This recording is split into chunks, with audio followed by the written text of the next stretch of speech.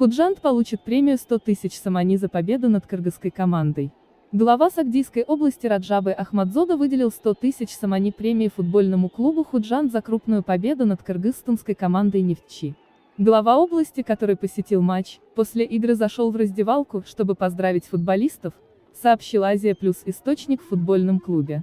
После матча председатель области зашел в раздевалку и поздравил футболистов с крупной победой и пообещал выделить премию в размере 100 тысяч самани. Премию получат все сотрудники и футболисты команды, сказал источник. Напомним, 26 февраля на центральном стадионе Душанбе футбольный клуб Худжанд по-крупному обыграл кыргызский «Нефтчи» со счетом 3:0. Первый матч между командами в Кыргызстане завершился в пользу хозяев.